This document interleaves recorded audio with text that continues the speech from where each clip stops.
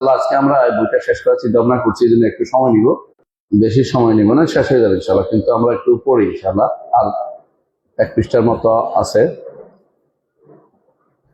আমরা বলেছিলাম ইমাম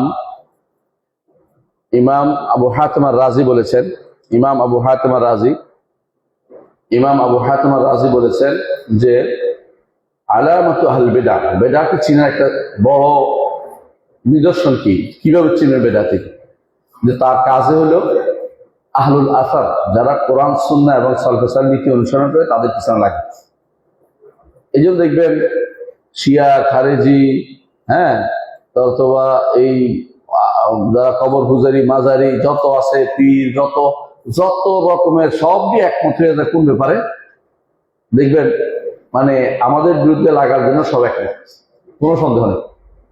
এদের পাশে দেখবেন মাজার আছে, বড় বড় মাজার, পাশে বিশাল মাদ্রাসা, মাজারে কবর সিজদা হচ্ছে, কোনো কথা নাই, এক জীবনে টু শব্দটি করে বড় মাজারের টাকা দিয়ে মাদ্রাসা চলতেছে, কোনো সমস্যা হচ্ছে না ওদের কাছে।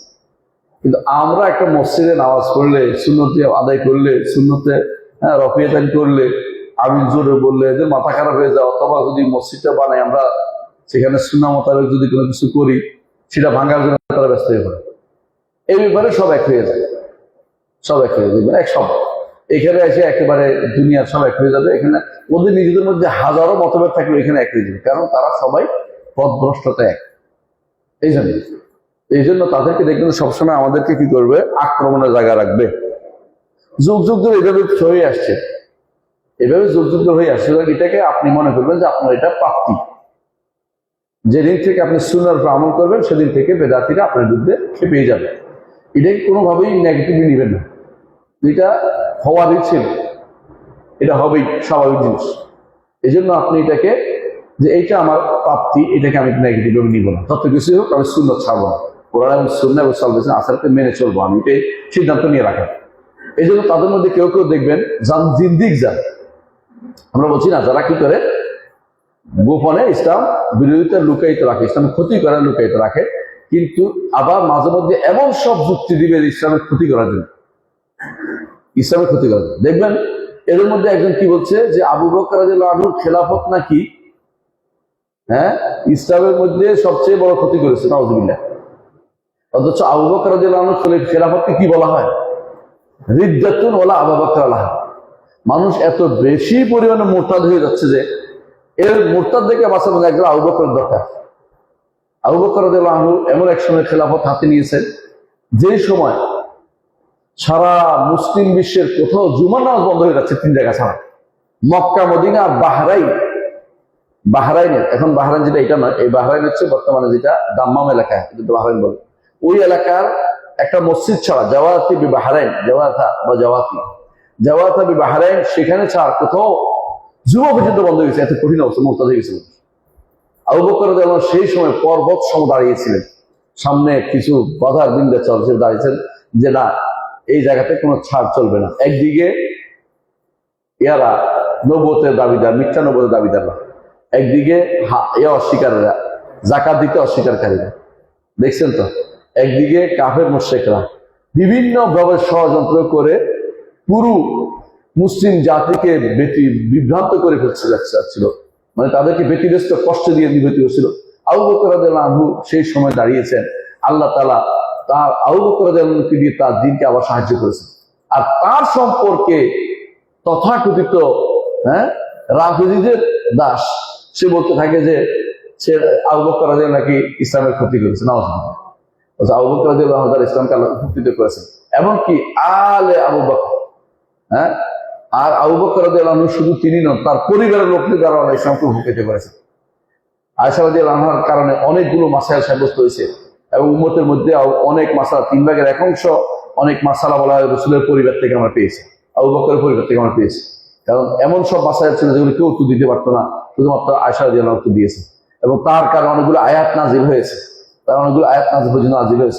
এগুলি সবই তারা ভুলে যায়। কেন? তাদের মধ্যে অন্তর মধ্যে ব্যাধি আছে, এই জন্য তারা কি করে, আহলুল আসার, যারা কোরআন সুন্নাহর সঙ্গে তাদের মধ্যে লেগে যায়। এই জিন্দিকরা তারা কি করে, যারা আহলুস সুন্নাহ, এদের আহলুস সুন্নাহ শব্দ দেখছেন তো, প্রাচীন শব্দ হলো আহলুস সুন্নাহ। এই আহলুস সুন্নাহ নিয়ে কথা বলার কোনো অধিকার কারণ নাই। এটা প্রাচীন শব্দ। কোন সময়? যে সময়ে তৃতীয় শব্দ শেষের দিকে, চতুর্থ শব্দ শুরুতেই তারা কি করছেন? এই নামগুলি ব্যবহার করেছেন। আহলুস সুন্নাহ তারা কি বলে? হাসাবি বলে। হাসা মানে কি? হাসুর অর্থ হলো বাড়তি কথা, বেশি কথা। মানে তারা কেন বেশি কথা বলে জানেন? তারা মনে করে পুরাতন কথা বেশি বলা যাবে, নতুন নতুন কথা আনতে হবে। এই জন্য তারা নতুন কথা দিয়ে তাক লাগায় অনেকে দেখবেন। আর যারা কোরআন এবং সুন্নাহর দার্স দেয়, ওরা আল্লাহর কথা বলে, কল আল্লাহ কল রাসূল বলে, তারা বলতে এই তো বহুত শুনছি, এই বহুত কথা। তাদেরকে যদি ইমানের কথা বলে, কি ইমান আমাদের ঠিক আছে, আকীদা শুদ্ধ করে, আকীদা আবার কোত্থেকে আসে। তাদের যদি কোনো বলা হয় যে মানহাজ ঠিক করে, মানহাজ আবার কি জিনিস। মানে তারা সুবহানাল্লাহ নতুন কিছু শুনতে চায়, নতুন বানানো জিনিস, কিন্তু যেগুলি কোরআন সুন্নাহ আছে এগুলির নাম দিবে বাড়তি জিনিস। বাড়তি বলে গেল হাসু, মানে বাড়তি জিনিস নাম দেয়। নামাজুবিল্লাহ। এদের উদ্দেশ্য হচ্ছে কোরআন সুন্নায় যে সমস্ত জিনিস আছে, সাহাবায়ে কেরাম যা বলছে এগুলি কোনোবার শুনতে তারা চায় না, তারা ওদেরকে অনুসরণ করে চলতে চায় না। এই জন্য তারা কি বলে? হাসাঙ্গ। আশ্চর্য হবেন, এরা এই মুতাজিলারা আব্দুল্লাহ ইবনে ওমরকে হাসাবি বলতো। বলে সাধারণ মানুষ, গণমানুষ, গণমানুষের লোক, আর ওরা কি স্পেশাল লোক। এখনো অনেকে আছে তারা, আপনারা যারা কোরআন এবং সুন্নাহ আলোচনা করেন, পড়ান, দিন পড়ান, বলেন মানুষের কাছে, আপনাদের এটা কোনো গ্রহণযোগ্য না যতক্ষণ পর্যন্ত না আপনাদের বিপ্লবের সাথে একাত্ম হবে, ততক্ষণ পর্যন্ত আপনার কোনো কাজে নেই। আপনার এগুলি কিছু না। আপনারা কি করেন? ওরা কি কিছু একটা করে ফেলছে, এ পর্যন্ত আমরা দেখলাম না। দিন ছাড় দেয়া ছাড়া তেমন কিছু করতে আমরা দেখি না। দিনের শুধু ছাড় দেয়, ছাড় দিতে একসময় দিন ছেড়ে দেবে, ভয়াবহ আশঙ্কা আছে। এর অর্থ হচ্ছে এই জাতীয় কাজ না করে কি করে? কোরআন সুন্নাহ অনুসরণ করা হচ্ছে হক, এটা হলো মূল কথা। আর উল্টাটা অনুসরণ করে চলে। আমাদের এক শেখে মসজিদ নবীর দাঁড়া দিচ্ছিল, তো এক বেটা বলতেছে, আপনি এখানে কি করতেছেন বসে বসে? মানুষ তো চাঁদে গেছে। তো তিনি বললেন যে, শোনো, যে চাঁদে গেছে গেছে, আর যে পড়াচ্ছে, তুমি তো এটাও না এটাও না। তুমি চাঁদাও যাইতে পারো নাই, পড়াও করতে পারো না, তুমি কোনটাই করতে পারো না। তুমি আমাদের সাথে পড়লে তো এটা কাজে লাগবে। এর অর্থ হচ্ছে তুমি আমাদের পড়াতেও নাই, চাঁদাও যাইতে পারো না, তুমি হচ্ছে আমাদের সমালোচনা লিপ্ত আছে। এদের কাজে হলো কি করা? আহলুস সুন্নাহ ওয়াল জামাতের সমালোচনা। এবং তারা এগুলি কেন পড়ে? তারা এগুলি পড়লে বিভক্ত হয়ে যায় মানুষের ভিতরে, উম্মতের মধ্যে এই জাতীয় কথাবার্তা বলে তারা সবসময় লেগে থাকে আহলুস সুন্নাহ ওয়াল জামাতের বিরুদ্ধে। হ্যাঁ, এরপর পড়ছেন বলেন মুসাব্বিহা। জাহমিয়াদের কেমনে চিনবেন? জাহমিয়াদের চিনবেন একটাই কারণ, আপনাদেরকে সবসময় দেখবে তারা কি বলবে? সাদৃশ্যবাদী, দেহবাদী। সাদৃশ্যবাদী, দেহবাদী কাদের বলে বলেন তো? হ্যাঁ, আমরা যারা আল্লাহর জন্য সিফাত সাব্যস্ত করি, আল্লাহর জন্য, হ্যাঁ, আল্লাহর জন্য আমরা আল্লাহ যা যা বলছেন সব সাব্যস্ত করি, আমরা আল্লাহকে আরশের উপর বলি, এবং আল্লাহ তাআলাকে তার সমস্ত গুণ বলি, যে তার কি আছে, চেহারা আছে, তার হাত আছে, তার পা আছে, তার চোখ আছে, তার আঙ্গুল আছে, এবং তার পায়ের নলা আছে। এগুলি সব আমরা যারা সাব্যস্ত করি, এদেরকে এরা কি বলে? দেহবাদী। এদেরকে এরা বলে সাদৃশ্যবাদী। আমরা যারা বলি আল্লাহ নেমে আসে, সাদৃশ্যবাদী। বুঝলেন তো? এই জাতীয় যারা বলে, এটা হচ্ছে আলামাতুল জাহমিয়া। এরা এখন আছে কি নেই? আছে।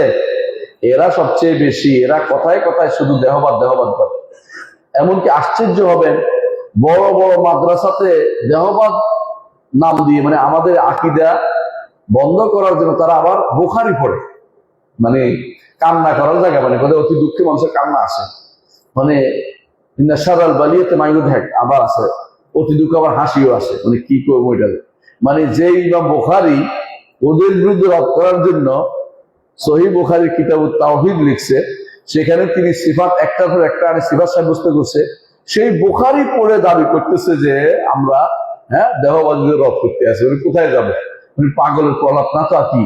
উনি বুখারী রহমতুল্লাহ আলাইহি যদি তোমরা সারাদিনেই পড়াও, বুখারী দিয়ে নিজেকে উপরে উঠাও, বুখারীর প্রশংসা করে যে বুখারী এই করছে সে করছি, 40 বছর ধরে কেউ বুখারী পড়ায়, সারা জীবন বুখারী পড়ায়, সেই বেটা আল্লাহ সিফাত চোখে দেখে না, ইমাম বুখারী কি বলছে সেটা শুনে না। এরপরে বলবে যে আমরা বুখারী পড়ে, বুখারীর ব্যাখ্যা দিচ্ছে আমাদের বিরুদ্ধে কথা বলার জন্য। মানে কথা বলার পরে আর আমাদের ও দুঃখ রাখার জায়গা নেই। মানে অল্প দুঃখে কাতর, অধিক সুখে পাথর হয়ে গেছে, আর কিছু বলতে পারছি না, কি বলবো এটা? মানে জাহালতটা সীমা থাকা দরকার আছে। ইমাম বুখারী বক্তব্য পড়লেই বোঝা যায় তিনি কি বলতে চাচ্ছেন। কোনো কঠিন কিছু না। তার অধ্যায় বিন্যাস দিয়ে সব থেকে বুঝতে পারে। বা অধ্যায়টা আল্লাহর দুটি চোখ আছে, অধ্যায়টা আল্লাহ তাআলা আরশের উপরে আছেন, অধ্যায়টা আল্লাহ, এটা একটা একটা করে তিনি বলেছেন, সেগুলি তার চোখে পড়ে না। বুঝলেন না কথাটা? তো কি পড়ে? বুখারী এক জায়গায় বলছে যে আল্লাহ তাআলা তাকওয়িন, আল্লাহ তাআলা তাকওয়িন করেন, আল্লাহ তাআলা সৃষ্টি করেন, তিনি তাকওয়িন বলছে। এইটাকে মানে তাকওয়িন সিফাত সাব্যস্ত করে বলছে ওনার মতে। আপনার নিজেদের মন মতো হচ্ছে, এখন এটা নতুন একটা বানাই নিছে। এই হচ্ছে বেদাতীদের কাজ। তারা কি করে? একটা শব্দ পাইলে এটাকে টেনে নিয়ে নিজেদের মন মতো সাব্যস্ত করে। শত শত স্পষ্ট নসকে ভাষ্যকে তারা অস্বীকার করে। এই জন্য তারা কি করে? আমরা যারা আহলুস সুন্নাহ আছে এদেরকে কি নাম দেয়? জাহমিয়ারা, দেহবাদী, সাদৃশ্যবাদী, বুঝছেন তো, মুজাসসিমা, বুঝলেন? এগুলি তারা বলবে। এটা আমরা, আমাদেরকে বলা অর্থ হচ্ছে এটাই বুঝে নেবে যে তারা কি ফেতনাবাদ এবং তারা হচ্ছে পথভ্রষ্ট। হ্যাঁ, এরপরে বলেন মুজবেরা। আপনি কাদারিদের কেমনে চিনবেন? আপনি এটা খেয়াল করেন, কিন্তু জাবারিদের কথা বলে নাই। কাদারিদের কেমনে চিনবেন? কাদারি বুঝছেন, যারা তাকদীর অস্বীকার করে, আমরা আগেও বলছিলাম। এদের কেমনে চিনবেন? এরা কি আহলুস সুন্নাহ বলে জাবারি? আমাকে এখন অনেকে কি বলে, তোর তো জাবরি আকীদা গ্রহণ করে। ইসলামে জাবরিয়া বলতে কোনো কিছু নাই। জাবরিয়া শব্দটাই ভুল। ইসলামের জাবরিয়া আছে, লাম আছে। জুবেলা, জুবেলাতিন নুফুস, মানুষকে আল্লাহ তাআলা একটা জিনিসের উপরে তৈরি করে প্রকৃতি দেন, এটার উপরে চলবে। জাবরিয়া শব্দটাই ভুল।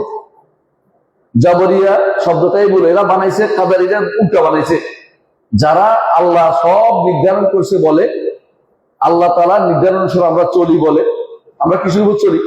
এই যে আমি কথা বলছি, আল্লাহ নির্ধারণ করছেন, এটার উপর চলি। এই নয় যে আমি করব বলে আল্লাহ লেখে রাখছে এই জাতীয় কথা বলা, এটা হলো কাদারিদের কাজ। তো আমরা যারা বলি যে আল্লাহ নির্ধারণ করে আমি চলছি, ওরা আমাদেরকে নাম দেয় কি? জাবারি। এইটাই হচ্ছে বিভ্রান্তি। কাদারিরা আহলে সুন্নাতে কি নাম দেয়? জাবারি নাম দেয়। এটা শিখে রাখেন, কয়দিন মধ্যে দেখবেন যে এরকম কত কথা উঠে গেছে। যখন বইটা বের হবে, আমাদের আগে তাকদীর মাসালা বইটা বের হলে এরকম বলবে যে এই তো জাবারি। জাবারি আসলে কারা বলেন? জাবারি হচ্ছে যারা আল্লাহর শরীয়ত বলে যে আল্লাহর শরীয়ত মানার আমাদের কোনো যোগ্যতা নাই, আমাদের কোনো ক্ষমতা নাই, এরা হচ্ছে জাবারি। আর যারা বলে যে আল্লাহ সব নির্ধারণ করেছেন, এরা জাবারি না। এরা হচ্ছে আহলুস সুন্নাত ওয়াল জামাআহ। এরা বলে আল্লাহ তাআলা এটা দিয়ে আমাদের তৈরি করেছেন, আপনি যে আমাদের তাকিয়ে আছেন, আল্লাহ এটা নির্ধারণ করেছেন, আপনি তাকাতে পারতেন না। আর তাকানোটা আল্লাহর নির্ধারণের পরে আসছে। ওমা তাশাউনা ইল্লা ইয়াশা আল্লাহ, আল্লাহ চাওয়ার পরে আপনি চাইতে পারছেন। কথা বলছেন তো? এটাকে যদি কোনো জাবারি কেউ বলে, সে ব্যক্তি আহলুস সুন্নাতকে জাবারি নাম দিয়ে, সে ব্যক্তি কি? কাদারি। মনে কেউ সে ব্যক্তি কাদারিয়া ফেরকার লোক। আর কাদারিয়া ফেরকা হচ্ছে মাজুস হাজিল উম্মাহ। এই উম্মতের মধ্যে মাজুস তাদেরকে বলা। আমরা গতকাল নিয়ে আলোচনা করেছিলাম, তাই না? গতকাল পড়েছি, কোন জায়গায় জানি। আচ্ছা, এরা কি মাজুস?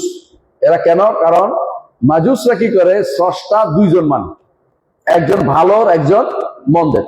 কাদারিরও তারা বলে যে নিজের আমল নিজে সৃষ্টি করে, নিজের কর্ম নিজে সৃষ্টি করে।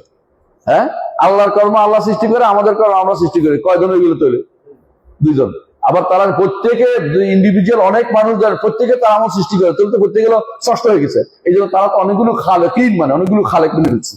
এই জন্য খালেকিন কোন এগুলি সব হচ্ছে এগুলি কারা করে? এরা কাদারিরা মানে। কিন্তু আলহামদুলিল্লাহ আহলুস সুন্নাত ওয়াল জামাত বলে আল্লাহ তাআলা সব নির্ধারিত। আল্লাহ নির্ধারণ করে রাখছেন এইভাবে। আদমকে তিনি সৃষ্টি করবেন, ফেরেশতাদেরকে জিজ্ঞাসা করবেন, জানাবেন, যিনি সিদ্ধান্ত নিয়ে তিনি নির্ধারণ করে রাখছেন। সিজদা করতে বলবেন, ইবলিস সিজদা করবে না, তিনি নির্ধারণ করে রাখছেন। আদমকে জান্নাতে রাখবেন, নির্ধারণ করেছেন। আদমকে বের করবেন, নির্ধারণ করছেন। আদমকে নিষেধ করবেন গাছ থেকে খাইতে, আদম খাবে, এটাও নির্ধারণ করা। কথা বুঝেন কিনা? আল্লাহর দুনিয়াতে, আল্লাহর সৃষ্টিতে, আল্লাহর নির্ধারণের বাইরে কিছু নেই। কেউ যদি বলে অন্য নির্ধারণ করছে, তাহলে অন্যকে রব মানতেছে। কারণ রুবুবিয়তের মূল কথাই হচ্ছে কি? হুকমে কাউনি, হুকমে শারঈ কার? আল্লাহ। পরিচালনাগত কার? আল্লাহ। মানে আল্লাহ তাআলা তিনিই পরিচালনা করেন জগৎ, কাউনি এবং শারঈ উভয়টাই। শরীয়ত দেওয়ার মালিক তিনি, পরিচালনা করেন। সূর্য পশ্চিম দিকে তিনিই ছাড়া, তিনি আবার সালাত আদায় করতে বলেছেন। একটা হুকমে কাউনি, একটা হুকমে শারঈ। কাউনি মানে প্রাকৃতিক বিধান চলতেছে, আপনার জন্ম মৃত্যু এটি প্রাকৃতিক বিধান, কিন্তু আপনার সালাত এগুলি শারঈ বিধান। এই শারঈ বিধান, এই দুইটাই আল্লাহ তাআলা দিয়েছেন। আপনি যদি মনে করেন যে জগতের অন্যটা কে করেছে, আপনারটা কেউ করে না, আল্লাহ নির্ধারণ করে না, তাহলে আপনি কি আছেন? আপনি নিজের কাদারি সাব্যস্ত করছেন। এই জন্য কাদারিরা যারা তাকদীর অস্বীকার করে, এরা কি করে, আমরা যারা বলি তাকদীর মানি যারা, এদেরকে কি নাম দেয়? জাবারি। বুঝবেরা, বুঝলেন তো? আহলুস সুন্নাতকে জাবারি নাম দেয়। এই জন্য তিনি জাবারি নামটা উল্লেখ করেন, কারণ আসলে জাবারিয়া লোকগুলি খুব কম আছে। এখনকার দিনে তৈরি হয়েছে জাবারি কারা? যারা শরীয়ত অস্বীকার করে, আল্লাহ শরীয়ত অস্বীকার করে। এখন দেখবেন আল্লাহ শরীয়ত অস্বীকার করে কারা? আপনাদের লালন গোষ্ঠী। এদের তো সব লালন শরীয়ত মানা লাগে না। আরেকটা গোষ্ঠী কারা? বেসরা গোষ্ঠী আছে, বেসরা গোষ্ঠী আছে। আরেকটা গোষ্ঠী কারা? সেকুলাররা, সেকুলাররা, বুঝছেন তো? সেকুলাররা যারা, হ্যাঁ, এরাও কি, এরা আল্লাহ শরীয়ত মানে না, আল্লাহ শরীয়ত দেয় না ওদের কাছে, নিজেরা মন মতো চলতে পারে। আল্লাহ শরীয়তের বিরুদ্ধে তাদের যত যুদ্ধ, এই পর্যন্ত তারা যুদ্ধ হচ্ছে, কোনোভাবে আল্লাহ শরীয়ত বাস্তবায়ন করতে দেওয়া যাবে না। আশ্চর্য হবেন যে কোথাও আল্লাহ শরীয়ত চললে সবচেয়ে বেশি দুঃখ পায় কারা জানেন? কাফেররা। তারা জানে যে আল্লাহ শরীয়ত মেনে চললে মুসলিমরা তাদের দ্বীনের দিকে ফিরে আসতে পারবে।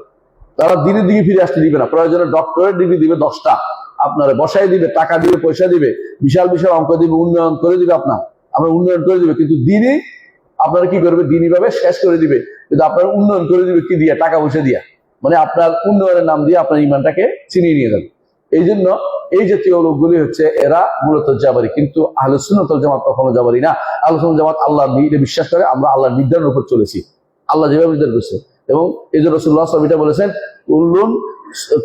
কুল্লুন ইয়াসিরু ইলা মা সায়, প্রত্যেকে যাচ্ছে ওইটার দিকে, মা সায়রুন ইলাই, যেদিকে তারা যাচ্ছে, যেদিকে তারা নির্ধারণ করছে সেদিকে তারা যাবে। আল্লাহ তাআলা যেটা নির্ধারণ করছে, কুল্লুন, আল্লাহ তাআলা যেটা বলছেন যে মালুফা কুল্লুন মুয়াসসারুন লিমা খুলিকা লাহু, যেটার জন্য তাকে সৃষ্টি করা হয়েছে, এটা তাকে, তার জন্য পথ আল্লাহ রচনা করে যে এই পথে চলবে। কিন্তু যে ব্যক্তি মনে করে যে আমি নিজের ভাগ্য নিজে রচনা করি, নিজের তাকদীর নিজে রচনা করি, নিজের জান্নাত নিজে রচনা করি, সে ব্যক্তি তো ঈমানদার না। কারণ সে ব্যক্তি আল্লাহর সাথে নিজে খালেক মনে করে বসছে। বুঝলেন তো? জি, এরপরে পড়েন ও আলামাতুল মুরজিয়া। হ্যাঁ, মুরজিয়ারা আহলুস সুন্নাতকে বলে মুখালেফা, এবং তাদেরকে বলে ত্রুটিপূর্ণ। মুরজিয়ারা ত্রুটিপূর্ণ কেন বলে আমাদেরকে বলেন তো? মুরজিয়ারা বলে সে পাক্কা ঈমানদার, বলে না? আমরা যখন বলি যে আমরা এটা দাবি করি না, কারণ ঈমানের অনেকগুলো শাখা আছে, তো তোমরা কি, তোমরা তাহলে, হ্যাঁ, তোমাদের মধ্যে ত্রুটি আছে, আমাদের মধ্যে ঈমানের কোনো ত্রুটি নেই। সুবহানাল্লাহ। যে দাবি করার জিনিস নাকি? এটা তো আসলে অর্জন করার জিনিস, দাবি করার জিনিস না, অর্জন করার জিনিস। আর এরা কি করে? যখনই দেখে যে কেউ বলছে যে ঈমানের ব্যাপারে ইনশাআল্লাহ বলবো, আশা করি, বলে যে তোমার সন্দেহ আছে, তুমি সাক্কা, তুমি সন্দেহবাদী, তুমি ত্রুটিপূর্ণবাদী, তুমি নকশানি, এই জাতীয় যারা বলে এরা কি? মুরজিয়া। এরা মুরজিয়া, বুঝলেন তো? এই জন্য আহলুস সুন্নাত জামাতের আকীদা হলো আমরা কি করি? সমস্ত আমল করার চেষ্টা করি, কিন্তু ভুল হয়। এই জন্য আমরা কখনো কি করতে পারি? দাবি করতে পারি না যে আমরা ঈমানদার, দাবি করতে পারি না। আমরা বলি যে আমরা মুসলিম, চেষ্টা করছি ঈমানের দিকে যাওয়ার জন্য, আল্লাহ কোনো কবুল করে, আশাবাদী, আল্লাহ আমাদের তৌফিক দিবেন, আল্লাহর উপর ভরসা করে চলি, এটা হচ্ছে আমাদের কাজ। আর ওরা মনে করে যে তারা ঈমান পূর্ণ হয়ে গেছে, এই জন্য আমাদেরকে নাম দেয় নোকসানি, মানে আমরা ত্রুটিপূর্ণ, ত্রুটি, ওরা পূর্ণ। আমরা বললাম ত্রুটিতে আছে, ওরা পূর্ণতে আছে, পূর্ণতে আছে। আহলুস সুন্নাতকে যারা ত্রুটিপূর্ণ বলবে এরা হচ্ছে মুরজিয়া। কথাই বুঝতে পারছি? এরা মুরজিয়া। জি, রাফিজি কাকে চিনবে? রাফিজি কেমনে চিনবে? রাফিজিরা কি করে? আহলুস সুন্নাতকে বলে নাসিবী।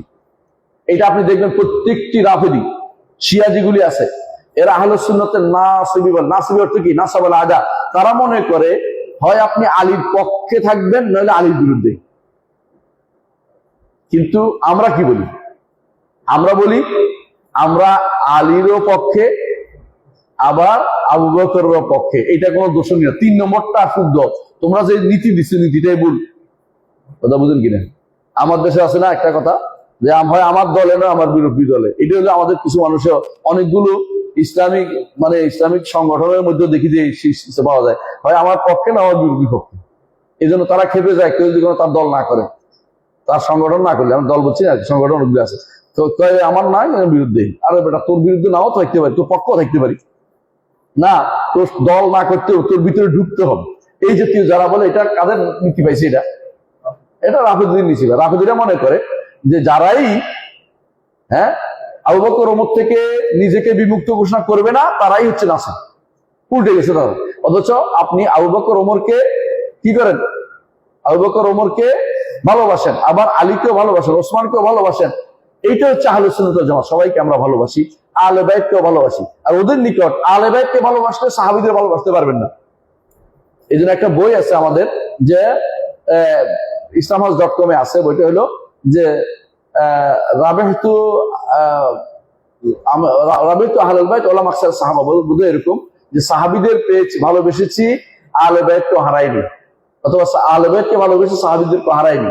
এটা খুব ভালো, নেট বাংলা পড়ে নেবেন। অর্থাৎ এদের মত হচ্ছে এটা যে আপনাকে অবশ্যই এক পক্ষ নিতে হবে। আমরা বলি যে না, পক্ষপাতিত্বের জায়গায় ইসলাম নয়। আপনি যে পদ্ধতি বাড়াবাড়ি পদ্ধতি গুলো করতেছেন অনুসরণ করে আলী রাদিয়াল্লাহু আনহুকে, এইটা ইসলাম বলে না। ইসলাম বলে প্রত্যেকে তার মর্যাদা কি সমুন্নত, প্রত্যেকে একটা মর্যাদা আছে, সেই মর্যাদা তাকে রাখতে হবে, সেই মর্যাদা তার জন্য সমুন্নত আছে। কিন্তু আমরা কারোর জন্য বাড়াবাড়ি করে আরেকজনকে আমরা ক্ষতি বলে মনে না, কারণ তারা হকের উপর সবাই ছিলেন। হ্যাঁ, যে কেউ যদি না হক থাকতো আমরা তাকে বিরুদ্ধে করতাম, কিন্তু না হক নয়, এরা কি হকের উপর ছিলেন, এটা হচ্ছে বিশুদ্ধ মত। জি,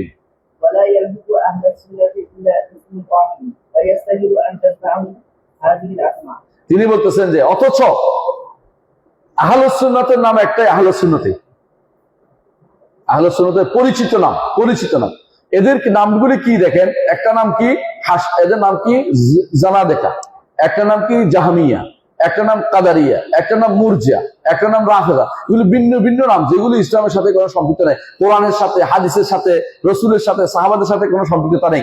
ইসলাম বলে যে নাম একটাই হবে, যেটা হচ্ছে আহলুস সুন্নাতি ওয়াল জামাআহ, অর্থাৎ রসুলের অনুসারী এবং সাহাবায়ে কেরামের অনুসারী। এই পথে থাকলে সে হচ্ছে সহিহ পথের উপরে, এবং এইটাকে আরেকভাবে বলা হয় সালাফি। সালাফি মানে যারা সলফে সালেহ, সলফ মানে কারা? রাসূল এবং সাহাবায়ে কেরাম, এরা আমাদের সলফ। হ্যাঁ, আমাদের সলফকে নয় মুতাজিলারা না, আমাদের সলফ রাফিজিরা না, আমাদের সলফ কি কাদারিরা না, মুরজিয়ারা না, এরা আমাদের সলফ। আমাদের সলফ হচ্ছে রাসূল এবং সাহাবায়ে কেরাম, এই যারা অনুসরণ করে, এরা আহলুস সুন্নাহ এক নাম, আরেক নাম কি সালাফি, আরেক নাম কি হ্যাঁ আহলুল আসার, আরেকটা নাম আছে বলেন ফিরকাতুন নাজিয়া, আত-তায়েফাতুল মানসুরা, আত-তায়েফাতুল মানসুরা। এগুলি হচ্ছে আমাদের নাম। এগুলি নাম কেন? এগুলি তায়েফাকে বোঝাচ্ছে একটা সুনির্দিষ্ট আকীদা বিশ্বাসের সাথে সম্পৃক্ত হয় না। যেমন কাদারিয়া তাকদীরের সাথে আকীদা বিশ্বাস নিয়ে বসে আলাদা হয়ে গেছে, আবার রাফেজারা শুধু ইমামত নিয়ে আলাদা হয়ে গেছে, মুরজিয়ারা ইমানের মাসলাতে শুধু তাসদিক নিয়ে অথবা শুধু মুখের কথা নিয়ে আলাদা হয়ে গেছে। তো এই প্রত্যেকে, জাহমিয়ারা অস্বীকার করার জন্য আল্লাহর অস্তিত্ব এবং আল্লাহর গুণাগুণ অস্বীকার করার জন্য আলাদা হয়ে গেছে। কিন্তু আহলুস সুন্নাত ওয়াল জামাত কোনো একক কোনো মত, একক কোনো ব্যক্তির দিকে সম্পৃক্ত হন না। তারা ব্যাপক যে কোরআনের সুন্নাহর মত এবং ব্যাপক সাহাবায়ে কেরামের মতের দিকে তারা সম্পৃক্ত হন। এই জন্য আহলুস সুন্নাতের একটাই নাম, একটার মধ্যে তারা সব একত্রিত, সেটা কি? আহলুস সুন্নাহ ওয়াল জামাআহ। এর বাইরে আর কোনো নাম দিয়ে তাদেরকে ভিন্ন কোনো জাবারিয়া, কাদারিয়া এগুলি বলা যাবে না। এই জন্য সলফে সালেহকে জিজ্ঞাসা করে তারা বলতেন আহলুস সুন্নাহ কারা? বলে আহলুস সুন্নাহ হচ্ছে যারা জাবারি না, কাদারি না, যারা ইয়ানা রাফিদি না, তারা জাহমি না, এরা হচ্ছে আহলুস সুন্নাহ। মানে ওদেরকে বিপরীতটা এটা বুঝাইতেন, কারণ এদের আলাদা কোনো ভিন্ন ভিন্ন ব্যক্তি বিশেষের নামের সাথে সম্পৃক্ত হয় না। তাহলে বুঝেন, আমরা যদি বলতাম যে আমরা হাম্বলিয়া, তাহলে বলিত, কারণ হাম্বলি আহমদ ইবনে হাম্বলের সাথে সম্পৃক্ত হওয়া আমাদের উদ্দেশ্য না। আমাদের এই পথের একজন পথিক, এই পথের একজন মাইল স্টোন, একটা মাইল যেটা দেখে আমরা বুঝতে পারি তিনি এই পথে আছে। কিন্তু তিনি ছাড়াও এর আগে যারা গেছে, ইমাম শাফিঈ এই পথে, মালিক এই পথের, আবু হানিফা এই পথের, অদ্বিতীয় তার কোনো কোনো ব্যাপারে মতভেদ আছে, কিন্তু মৌলিকভাবে এই পথের, চার ইমামে এই পথের, এবং এর আগের গুলো যারা ছিল ইমামরা তারাও এই পথে, তাবেঈরা এই পথে, সাহাবায়ে কেরাম সবাই এই পথে। তাহলে বোঝা গেল যে এর বিপরীতে যে সমস্ত মতগুলি তারা ব্যবহার করছে, এরা হচ্ছে কি ব্যক্তি কেন্দ্রিক অথবা কোনো একটা নির্দিষ্ট আইডিওলজি কেন্দ্রিক। এই জাতীয় মতগুলি আহলুস সুন্নাহ ওয়াল জামাতকে একসাথে কোনোদিনে করবে না। কথা বুঝছেন? এই জন্য এই নামগুলি যারা ব্যবহার করে সবগুলোই পথভ্রষ্ট, এটা আমাদেরকে মনে রাখতে হবে। হ্যাঁ, قال أبو محمد قال أبو محمد وسمعت أبي وأنا أبا في سؤال عن الزيد والبداية ويقولان في ذلك أشد التنبيه।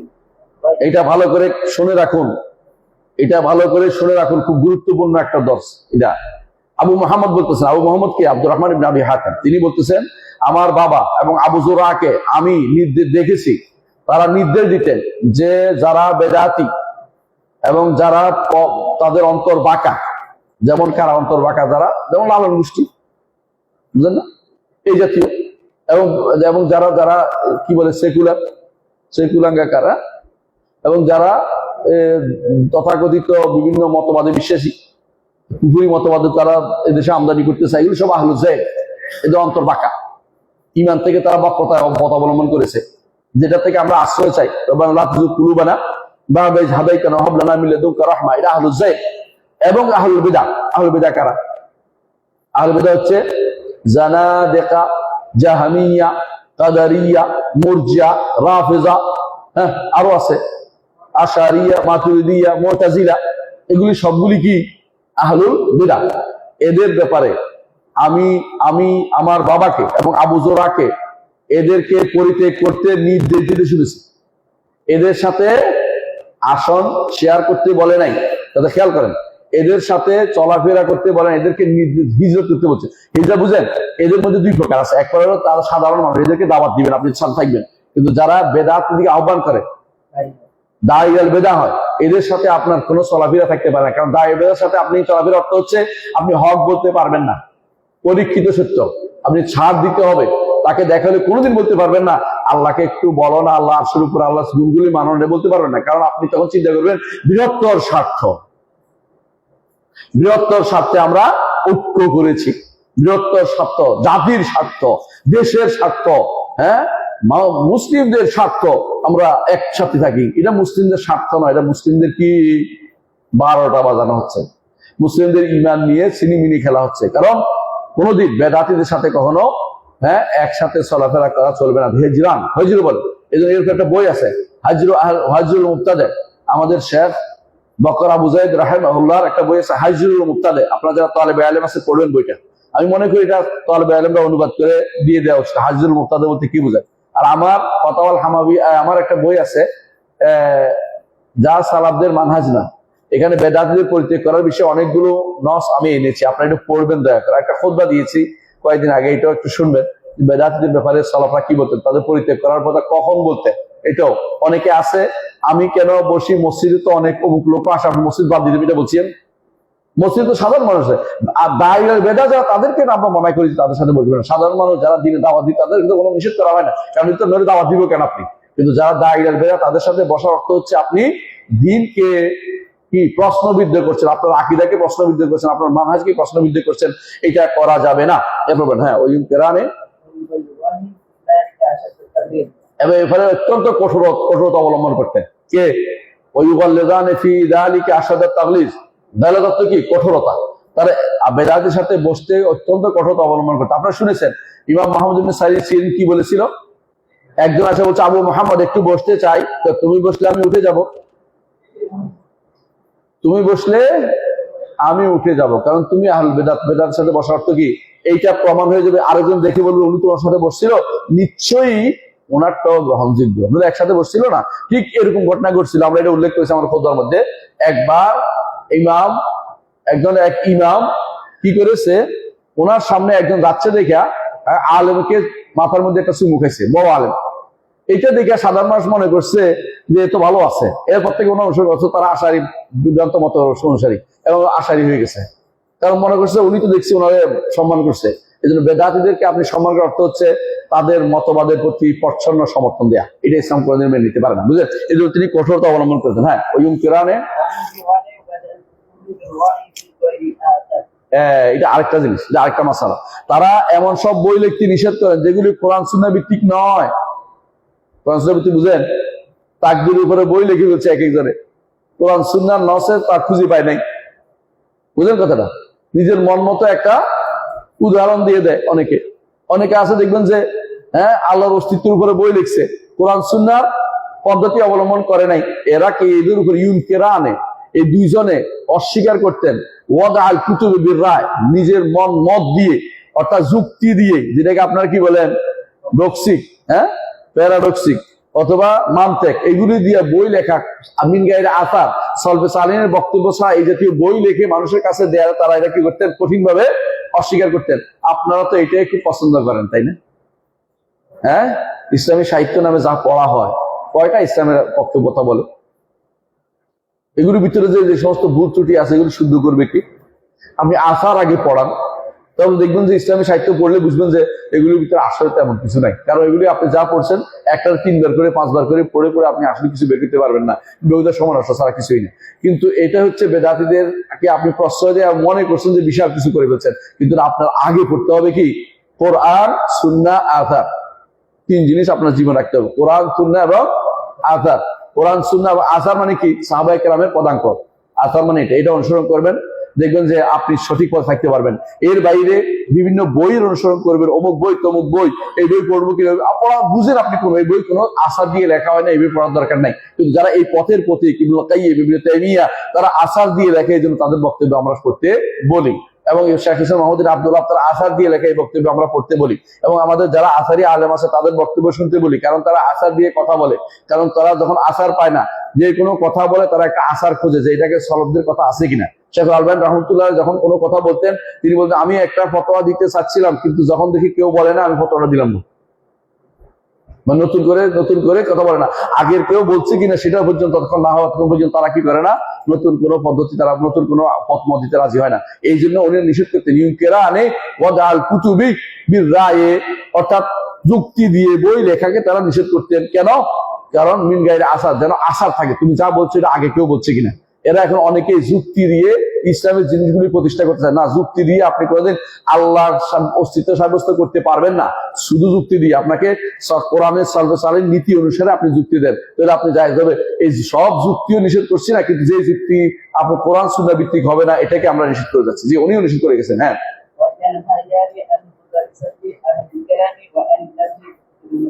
তারা আহলে কালামের সাথে বসতে নিষেধ করেছেন। বলেন তো আহলে কালাম কারা? আহলে কালাম কারা? আহলে কালাম হচ্ছে মুতাজিলা আর আশারি আর মাতুরিদি, এদের সাথে বসতে তারা নিষেধ করতেন এবং তাদের বই পড়তে নিষেধ করতেন। এখন আমরা যদি বলি যে আপনি এদের বই পড়বেন না, যেমন অনেকগুলো বই এদের আছে না, এখন তো অনেকে বের করেছে, যেমন বলি যে আপনি সরে মাওয়াকে পড়বেন না, অথবা আপনি খেয়ালি পড়বেন না, অথবা এই জাতীয় যে সমস্ত মান্তেক আছে এগুলি পড়বেন না, মান্তেকের বই। তো আপনারা হয়তো খেপে যাবেন যে বই পড়তে নিষেধ করে, হ্যাঁ, জ্ঞান অর্জন করতে নিষেধ করতেছে। নিষেধ করে কাকে? যে এটা বুঝলে পথভ্রষ্ট হবে তাকে। আপনি যদি বলেন স্বাধীনতা দেন বাচ্চাদেরকে, যে বাচ্চা যা ইচ্ছে তা করুক, বাচ্চা আগুন ধরছে, আপনি কি বললেন? থাক, ধরুক, স্বাধীন দিচ্ছি। বাচ্চা সাহসী হোক, সাহসী হবে না, পুড়ে যাবে। যে ব্যক্তি বুদ্ধিমান সে এমন ভাবে নড়াচড়া করে যে এটাতে কি হয় না, কারো ক্ষতি হয় না। কিন্তু বুদ্ধি আসে না যার, তাকে কি করতে হয়? বাধা দিতে হয়। আপনি মোবাইল নিয়ে চলতে পারবেন, কিন্তু যে মোবাইল নিয়ে বললে হাত থেকে পড়ে ভেঙে ফেলবে, তারা মোবাইল দিয়ে লাভ নাই। কথা বুঝেন নাই? দামি জিনিস, হ্যাঁ, দামি জিনিস হ্যান্ডেল আপনি সুন্দর করে করেন, খারাপ জিনিস আপনি যে বুঝে না তার হাতে দিলে সে খারাপ হয়ে যাবে। খারাপ জিনিস কখনো এমন লোকের হাতে দিতে হয় না যার বিবেকে কি আছে, কমতি আছে। যার সবকিছু বুঝে না তাকে দিলে এটা তার অন্তরে গেঁথে যাবে, তারে আর সোজা করতে আপনি পারবেন না। আস্তাগফিরুল্লাহ। আমি এমন লোককেও শুনেছি, কয়দিন আগে একজন বলতেছে যে এই ছেলেটাকে দেখছি নামাজ কালামা পড়তো, কয়দিন আমার সাথে ছিল না, হঠাৎ করে একদিন আসা কয় যে যাই দেখলাম যে রাফেজিরাই ঠিক। নাউজুবিল্লাহ। বলে আপনার যা রাফেজি বলে ঠিক কেন? কয় যে এরা তো অনেক, এরা তো আমেরিকার বিরুদ্ধে কথা বলে, মানে এটা হলো তাদের মানদণ্ড আর কি। তো আমেরিকার বিরুদ্ধে কথা বলে, আমেরিকার সাথে গোপন করে তারা কি করছে, আর আগে ইরাক ধ্বংস করছে না, আফগানিস্তান ধ্বংস করছে না, আমেরিকার সাথে হাত মিলিয়ে। এখন হঠাৎ করে আমেরিকার একটা শত্রু হয়েছে, ভিতরে আবার আমেরিকার সাথে বলেও যে আমাদের সাথে তাদের কোনো শত্রুতা নাই, কান্নাকাটি করে কোন রকমে এখন একটা পর্যায়ে আসছে। এর মুখে তো অনেক কথাই বলে, বাস্তবতা ভিন্ন জিনিস। এরা কোনোদিনই আমাদের সাথে কোনোদিনই প্রতারণা ছাড়া কোনো আচরণ করে নাই। আমেরিকা আবার রাশিয়ার সাথে, চীনের সাথে ভালো সম্পর্ক, আমেরিকার সাথে সম্পর্ক করলে হারাম হয়ে যায়, রাশিয়ার সাথে হারাম হয় না। হারাম তো দুইটাই তিনটেই হারাম। কাফেরদের সাথে খারাপ সম্পর্ক, বন্ধুত্বপূর্ণ সম্পর্ক কেউ রাখতে পারে না। লা ইয়াত্তাখিযুল মুমিনুল কাফিরিনা আউলিয়া। কিন্তু আপনি যে একেবারে গলায় খাতির সবার সাথে, তো আমরা জানি, শুধু এখন সময়ের কারণে হয়তো আপনার শত্রুতা আপনি দেখাচ্ছেন, বাস্তবে আপনার শত্রুতা আমরা বুঝি কতটুকু ছিল। এর আগে আপনি ইরাক ধ্বংস করেছেন চোখের সামনে, এখন পর্যন্ত ইরাকের তেল বিদেশে চলে যায়, দয়া করে কটা টাকা পাঠায়, এটা দিয়ে রাষ্ট্র চালায়। চিন্তা করে দেখছেন কিভাবে যা সমস্ত তেল চলে যাচ্ছে আরেক দেশে, সেখান থেকে হ্যাঁ টাকা আসে কয়টা, এটা দিয়ে দেশ চালায়। আপনি হচ্ছেন ফকির। ঠিক যেভাবে আয়কা আমাদের দেশ চালাইতো কারা? East India company. ঠিক একই অবস্থা চলতেছে ইরাকের এখন। এর পিছনে দায়ী কারা? এর পিছনে দায়ী কে? নিঃসন্দেহে রাফেজিরা, কোনো সন্দেহ নেই। এর জন্য দায়ী রাফেজিরা।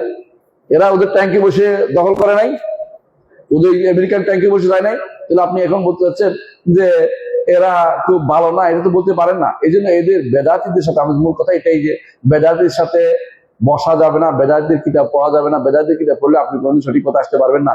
এরা এই রাফেজিদেরকে আপনার সঠিক পথে আপনাকে নিবে না। হ্যাঁ, ويقولان لا تكون صاحب الكلام أبدا তারা এটা বলে কালাম শাস্ত্রবিদ্যা কখনো সফল কাম হবে না। قال أبو محمد এবং এটা যে প্রমাণিত সত্য, যুগে যুগে যারাই কালাম শাস্ত্রে ঢুকেছে এরাই কি করেছে, শেষ জীবনে তওবা করেছে। রাজি বলেন, গাজালি বলেন, আমিদি বলেন, হ্যাঁ, আরো অনেকেই, ইমাম আবুল মাআলিয়াল জুওয়াইনি বলেন, প্রত্যেকে শেষ জীবনে কি করেছে, তওবা করেছে, ইস্তেগফার, যে আমি এই কাজ কেন করলাম, আফসোস করেছে যে সারা জীবন আমি বেহুদা সময় নষ্ট করেছি। কালাম শাস্ত্রের মধ্যে পড়ে আপনার কিচ্ছু হবে না, কালাম শাস্ত্র দিয়ে আপনি কিছুই সাব্যস্ত করতে পারবেন না।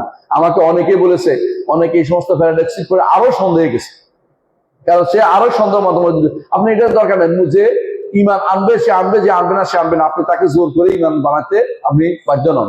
আল্লাহ তাআলা এটা নিষিদ্ধ করে, জোর করে কাউকে বানাতে নিষিদ্ধ করেছে। ওমা আলাইকা আল্লাহ ইয়াযাক্কা, কেউ যদি ইমানদার না হয় আপনার কিছু বলার নাই, আপনি তারা দাওয়াত দিবেন, দাওয়াত দিলে নিলে, না নিলে নিবে না, কিন্তু আপনি তাকে ডক্সিক দিয়ে বুঝাই থাকবেন। একসময় ডক্সিকের শেষ হয়ে যাবে, আরেকটা ডক্সিক নিয়ে আসবে, এরপরে আপনার কিন্তু তার বুঝের কোনো শেষ আসে নাই। এই জন্য যারাই এই কালাম শাস্ত্রের বিষয়ে পড়েছে তারা আর কোনদিন সফল কাম হতে পারে। এই জন্য কালাম শাস্ত্র পড়ার কোনো দরকার নেই। ইবনে তাইমিয়া কি বলতেন, কালাম শাস্ত্র এমন একটা বিদ্যা, যে বিদ্যাটা রাখা হয়েছে মাউন্ট এভারেস্টের উপরে, মানে অনেক উঁচু পাহাড়ের উপরে। ফালা সাহালা ফায়ুরতাকা ওয়ালা সামিনা ফায়ুনতাকা, যে ওখানে যাওয়া যায় না, হ্যাঁ, পশাগ্রস্ত রাখা হয়েছে পাহাড়ের উপরে, যাওয়াও যায় না, এবং দুর্গম পাহাড়ের উপরে যাওয়াও যায় না, যাইয়া যদি কোনো ওখানে কষ্ট করে যাওয়া, খাইলে পেটও সহ্য হয় না, বুঝছেন তো। মানে এমন এক গোস্ত, কালাম শাস্ত্র হচ্ছে বা মান্তিক হচ্ছে এমন এক পশাগ্রস্ত, যেটা রাখছে কোথায়, দুর্গম পাহাড়ের চূড়ায়, তো উঠাও যায় না, কোন রকম উঠতে পারলে এটা খাইলে কি হয়, পেট খারাপ হয়। তো এটা কি জন্য খাওয়া? এজন্য তিনি আরো বলতেন, লা ইয়াহতাজু ইলাইহিল যাকি ওয়ালা ইস্তাফিদু মিনহুল বালিগ, যে বুদ্ধিমান তার কালাম শাস্ত্র পড়া লাগে না, আর যে সাধারণ বোকা সে এটা পড়ে উপকার হয় না, সে শুধু মুখস্থই করবে, কাজিয়া হামলিয়া শর্তিয়া মুখস্থ করবে, কিন্তু বাস্তবতা কিছুই পাবে না, এটা সারা কিছু মিলাইতে পারবে না। এই জন্য মাবাদিয়াত যেগুলো, এগুলি বোঝা যায়, তাসাউর যেগুলো কালাম শাস্ত্র না, এগুলো যে কোনো মানুষ বুঝতে পারে। অনেকে বলে যে আমরা তো কালাম শাস্ত্রের মধ্যে পড়ছি, তাসাউর যেগুলো কালাম শাস্ত্র না, এমনি ছিল। এই যদি পড়তে চান, একটা বই আছে আরবিতে, এটা হচ্ছে আদাবুল বাহস ওয়াল মুনাজারা, এটা পড়লে হবে। কিন্তু বাকি জিনিস মানতে করার অর্থ হচ্ছে ইমানকে প্রশ্নবিদ্ধ করা, এটা কোনোভাবে করা যাবে না। যাওয়ার আর্ধের ভিতরে যাওয়া কোনোভাবে যাবে না, কারণ এগুলি বাড়তি জিনিস, এগুলি আল্লাহর সাথে সম্পৃক্ত করা যাবে না। দুনিয়াতে অনেক কিছু আপনি দুনিয়া জানার জন্য পড়তে পারেন, কিন্তু এগুলি ইলাহিয়াতের ভিতরে, আল্লাহ সংক্রান্ত এর ভিতরে কখনো এগুলিতে ঢুকানো, এই কালাম শাস্ত্রকে ঢুকানো ইসলামের জন্য বোঝাটা নেই। মনে রাখবেন এই বিষয়ে বিস্তারিত আলোচনা, এখন যেগুলি আমরা আলোচনা করেছি, এগুলি দেখুন যে ঘুরে ফিরে ইবনে তাইমিয়া রাহমাতুল্লাহ আলাইহি বলেছেন, তার ফাতাওয়াল হামাবিয়াল কুবরার মধ্যে এগুলি বলেছেন, বর্ণনা করেছেন, যে ফাতাওয়াল বলছেন যে বেদাতীরা কি বলে, আহলে সুন্নাহকে এটা বলে, এটা বলে, শেষে একদম শেষে তিনি আলোচনা করেছেন ফাতাওয়াল হামাবিয়াল কুবরার মধ্যে, ওইটাও আপনারা পড়বেন ইনশাআল্লাহ। তো আজকের জন্য আমরা দেখতে পাচ্ছি শেষ মধ্যে চলে আসছি না। فقال أبو محمد وبه أقول أنا وقال আবু মুহাম্মদ وبه أقول أنا, আবু মুহাম্মদটা কে? আব্দুর রহমান ইবনে আবি হাতিম। তিনি বলেন যে আমি এই কথা বলি। কোন কথা বলে? এতক্ষণ যা বলেছি এগুলি আমি বিশ্বাস করি, আমার অন্তরে এগুলি ধারণ করি। অর্থাৎ বাপ, হ্যাঁ, চাচারা যেটা বলছে ছেলেও একই আকীদা পোষণ করে, এটাই বলতে হবে। ও আনা আইজান, আমিও বলি এর সাথে, ওয়াবিহি আকুলু আনা, আমিও একই আকীদা পোষণ করি। আপনারাও বলবেন যে ওয়াবিহি আকুলু আনা, আমরাও এই আকীদা পোষণ করি, কারণ এটাই হচ্ছে আহলুস সুন্নাহ ওয়াল জামাতের আকীদা ও মানহাজ। এর বিরুদ্ধে যাওয়ার কোনো সুযোগ নেই। প্রত্যেকটি কথা মুক্তার মতো, প্রত্যেকটা কথা মুক্তার মতো। যে কেউ এখানে যতটুকু বিরোধিতা করবে অতটুকু আহলুস সুন্নাহ ওয়াল জামাত থেকে দূরে সরে গেছে, মনে রাখবেন। যে কেউ এখান থেকে আহলুস সুন্নাহ ওয়াল জামাতে একটা মত এখান থেকে বিরুদ্ধে গেছে, সে এখান থেকে আহলুস সুন্নাহ দূরে সরে গেছে। এই জন্য এখান থেকে এক বিন্দু দূরে সরা যাবে না, কারণ পুরোপুরি যা এখানে বলা হয়েছে এগুলিকেই আমাদের মেনে চলতে হবে। কথা বুঝছেন? এগুলিকে ইমান রাখতে হবে, এগুলির উপরে নিজের জীবনকে আমাদের সাজাতে হবে। আল্লাহ আমাদের বুঝার তৌফিক দান করুন। সুবহানাকাল্লাহি ওয়া বিহামদিকা আশহাদু আল্লা ইলাহা ইল্লা আনতা আস্তাগফিরুকা ওয়া আতুবু ইলাইক। আসসালামু আলাইকুম ওয়া রাহমাতুল্লাহি ওয়া বারাকাতুহু। তাহলে আমরা আলহামদুলিল্লাহ